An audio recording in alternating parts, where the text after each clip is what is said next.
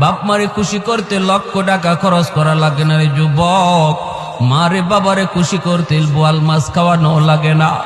মুখ বইরা আম্মা কয়া ডাক দেও, মুখ বইরা আব্বা কয়া ডাক দেও, দেখবা বাপ মার দিল খুশি হয়ে গেছি। আল্লাহ কয় বান্দা তুই তোর মারে খুশি করলি না, যেন আমি আরশের মালিক রে খুশি কইরা নিলি। রাতের বেলা মাথায় একটু তেল লাগায় দিস মার, বাবার পায়ের তলায় একটু তেল মালিশ করে দিস।